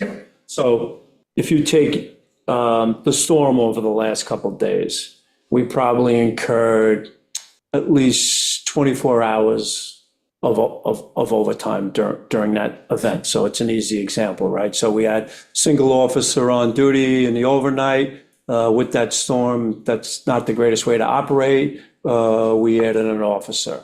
On the following day tour where there was a hole in the schedule, we had an officer. Some officers got held over because they were out with down wires. So when you take a single natural event like that, you take a hurricane or anything along those lines, we could encumber $10,000 in overtime easily on one hurricane event. We have a crime, and it's easy for me to talk in the extremes, but you can tailor that back down. If we had a major crime like Wancora, which is an easy one, when you have detectives on the scene and officers and collecting evidentiary stuff in places, the officer on patrol can't do that. If guys are scheduled off or people are scheduled off, they come in at an overtime rate. You take a special event like the 10K, the whole department's on that day, right? So during that 8-hour block, there might only be 2 people scheduled. When you bring the other 8 in, it costs us money, right? So you take special events that occur that way. I double staffed the recent senior citizen and rec event. It was a first time event. It's a special event. We covered overtime that day. So overtime encompasses a lot of things. We have periods in our schedule. We have one officer on duty, and one officer on duty can handle. They could have a one-car accident at the intersection at the IGA, and they need help, even if it's only for 2 hours. We have a 4-hour minimum recall. We pay the officer coming in 4 hours of overtime. So when you think about a whole year of special events, things that come up, a DOE arrest, a domestic arrest, all those things, generally, it's hard for us to do those things without calling somebody in. And The overtime is at a time and a half, is that how it works? Yes. For the contract? Yep. It doesn't go to double time or anything like that? right, no, we don't have a double time provision in that. I believe Highway has a double time provision. We don't have a double time provision. So it's at time and a half. So when I can look at overtime year to year to year, and largely it's unfunded.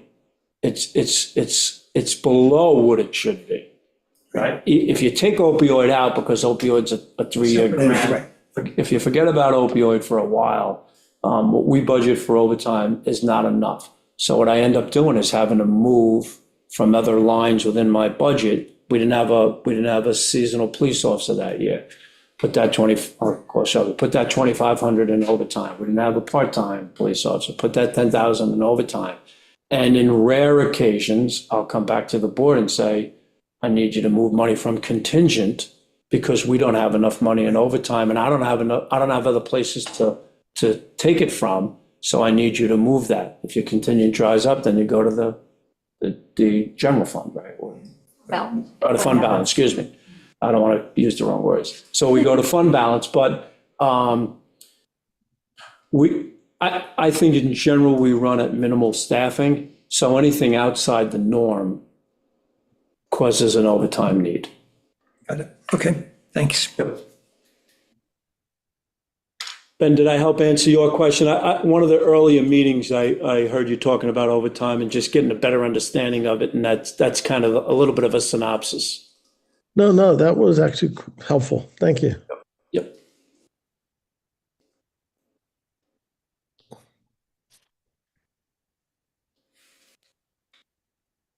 Okay, yeah, animal control, again, staying with that flat line, there was really no net change.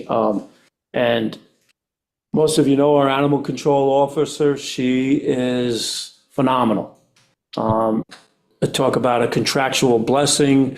She works whenever she's needed, and will work all day, every day if needed. She really is, and she puts a lot of people at ease that aren't familiar with a certain amount of wildlife, with dogs and anything else. She comes along the way. So it's a credit to what she does every day and her availability. And when I say availability, I want to extend that. She during the winter months, if things were light, would scan records for us. So we took a major undertaking of taking all of our saved records up in the attic of the police department, which included town records. And she worked to scan those records for us. During COVID, she would come in and do stuff, answer phones down at senior center. So there's so many things that she's capable of doing. She's happy to do it. And so she really is an asset to the agency. And we're almost to the point now where we can't do without her, right? So we've come to rely on her for so many things. You take special events where our officers are on post sometimes for, 12 hours. She'll run around and deliver waters or meals or whatever. She really goes above and beyond to help, to be a member of the agency and help the agency work. So her salary is reflected in this budget, and it's well earned. The only change to it is the 2.5, right? That the town is doing across the board. We made a couple of other little adjustments where we tried to knock down some lines a little bit. So for really a net slight savings in that overall line. Well, Chief, I couldn't agree with you more. Jenny and I have a special relationship through my dog Bear, and she's worth every penny. All her sheets. She is truly spectacular. Okay, he's there. So inclusive in that line also, so I reflect the complete budget is our deer management program. Bo Payne, another valued employee, does a great job on that side in managing our huntable properties during a smaller part of the season, and trying to control deer population and work. Again, another asset to the community. He's well-versed in all the things he does and just makes our police operation that much better. This is where the funding for the Deer and Tick Committee comes out of? Yep. Okay, so So that signs and repair, officer miscellaneous, print advertisement, all of that is for that. And then the largest part at the bottom, that deer reduction, is basically offsetting the cost of paying hunters to a degree, right? And butchering and those kinds of things that we use to keep the herd down.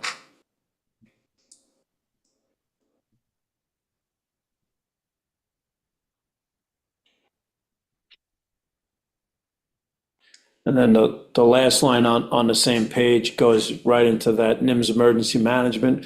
We're pretty stable there.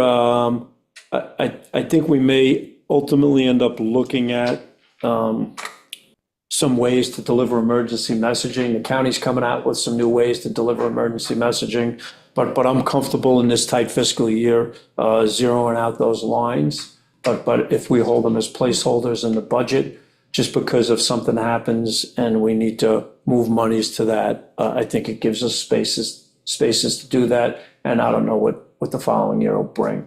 But for this year, I'm comfortable. There were small amounts, as you can see there, but if we can drop that. We started by dropping the contractual side, which was for Code Red. And the county helps us on the backside. We're using Notify Me. We're trying to understand Notify Me a little bit more and have the public join in on it, but we're finding some glitches within that. But we have some backup systems through the county that we can use where they can geofence areas and put out notifications if we need to.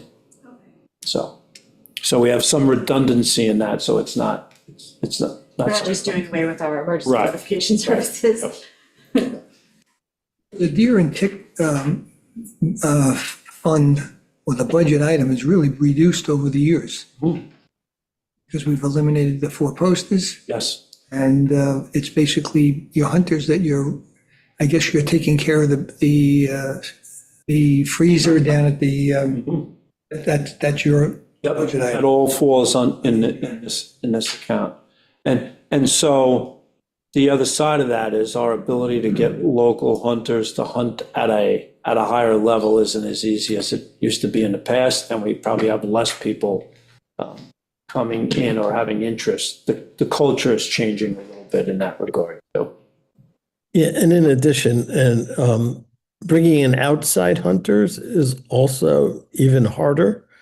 And our ability to attract people to come and help at that level is also is shrinking. And I mean, as far as the Deer and Tick Committee is concerned, I mean, given those facts, a lot of the focus is being turned towards education and making sure everyone has all the information they need about Lyme disease prevention. So, not the best situation in the world, but it's what we got. yeah. And in managing hunters, there is some risk to the town that we understand. So we don't want to just bring anybody in, right? So there's a vetting process and a safety concern. So UPO does a really good job at managing that. So.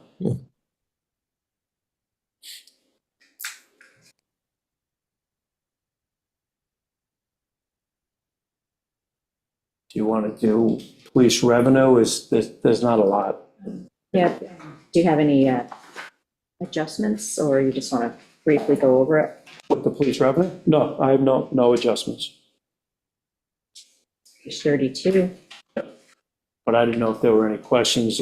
Largely, it's stuff that's out of our control.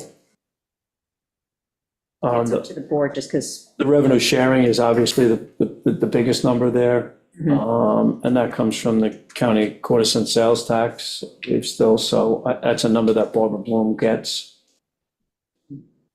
That top number, and I'm guessing that we just held the same line, or if we, I don't know what the number's going to be, but I think you're conservative in that estimation. It might be higher. Because I think we got a little bit higher in 2024. Yep.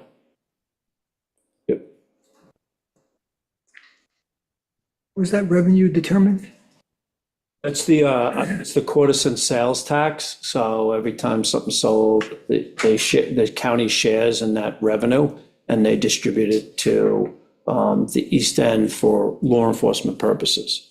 So it's that police revenue sharing. They make the determination. Right, they decide how much. We have no input. I think they take the big pool of money and then divide it up based on population on the East End. Sounds right. Sounds familiar. Uh-huh.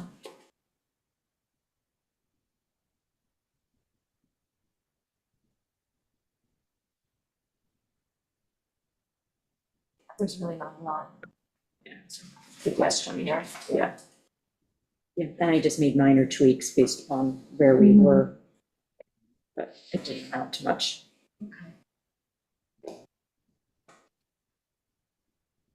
And I just would remind the board, are you on a time constraint? No. Oh, yeah. That, our goal is to remain a professional, responsible, compassionate police department, and this is what it takes. I think although we're small in size, we have real professionals that undergo a lot of training to maintain that professionalism, and we want to continue that going forward. I'm thrilled that I could present a zero budget, and that the one increase really in the overtime line is reflective in a grant contribution that offsets that, and it's our goal to maintain that as much as we can, but remain professional and at what we do every day. Jim, the vest that you use, okay, that's taken care of. Everybody has vests now? Yes, yeah, it's policy, it's mandated, and there's that bulletproof vest. Are you looking at that revenue line? Yeah. So we get grant funding for that. There are times where they want a slightly lighter vest, and if that happens, we have a uniform account. We take the balance out of that.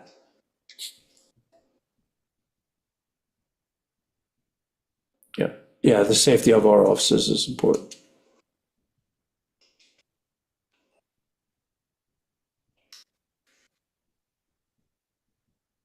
Okay?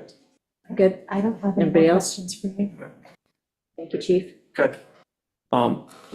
My only request would be is that if there was a desire to make a significant change, that I just be notified, just so I understand what it is, and that if there's cause for me to say, let me further explain, that you just give me that example. Thank you. Okay, thank you. Thank you, Ben. Thank you. Okay. That is the last of departments coming in today. Okay. Amber, unless you need me, I'm not supposed to be staring at screens this long. I'll hang on if you need me there. I think Thomas wanted to go over something in a legal session, so if you could just hang for a minute, let's see if Sure. he's out the door. I don't know if he's back in the building or not. No problem. All right, to come. See upstairs. He should be upstairs. You can just ask Judy to call him up.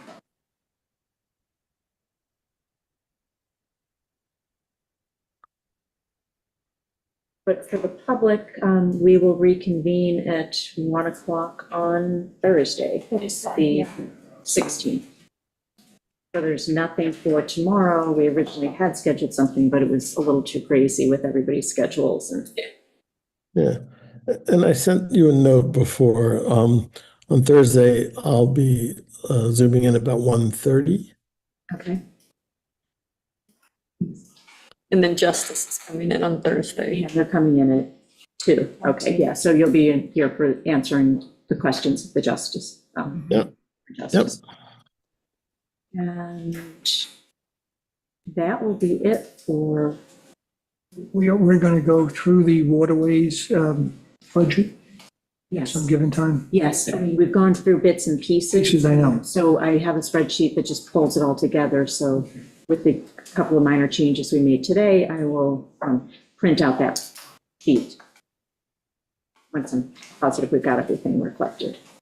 Just to make sure I have all the right dates for our upcoming budget meetings, we've got Thursday, the 16th, from 1 to 4, Friday, the 17th, from 1 to 4, Yes, and then Wednesday, the 22nd, from 9 to 12. yes, And that's our last one, yes. unless we need one on Thursday, Correct. because we have to notice it on Friday. Yes, it has to go into the paper on Friday, the 24th. It has to be in the paper on October 30th, and then we will have the Hearing. public budget hearing on November 6th. Just wanted to make sure everyone was on the same page and we had that down. And then, once we get public input, we will have to decide if, do we want to make any changes based upon that public input? And we have to vote on it by the 15th, I think, was it the 20th? I thought it was the Changes need to be made by the 15th, so you can adopt it. I might mix them up. I just started Oh, the hearing. may be- final revisions. Do we have at this time a number that is, with the changes we've made, for the tentative changes before we do the final review? Do we know? Shelby's been tracking that. Have you got it rolling up yet? I'm showing 6%, but that's fund balance all pulled out. Yeah. So the hearing may not go beyond November 15th. And it needs to be adopted by November 20th. Yes. And looking at the calendar, do that for a second. Where's my calendar?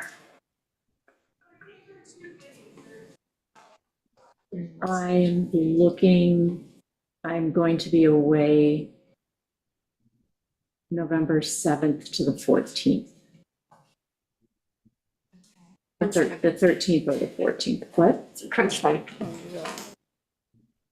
So we have to adopt by the 20th, so. We have to have a public hearing, how many days ahead of time? 5? November 6th. November is when we 6th. have, which is the latest we can have it. Right.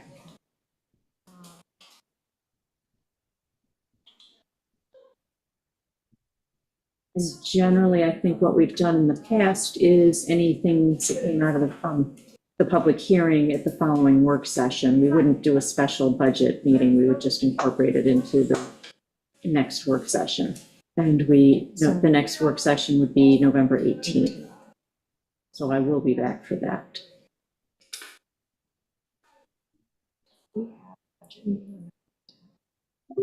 Meeting on. We have a I mean, 10 a board meeting. We have a board meeting on November 10th. I will try and zoom in for that. Post my address wherever I am, somewhere in California. Felicity's house or apartment, we'll see. Depending on what's on the agenda. Okay. All right, so we will adjourn this. You ready, Thomas? Okay, we're going to adjourn this until 1 o'clock on Thursday, the 16th. Thank you, Julie Lane.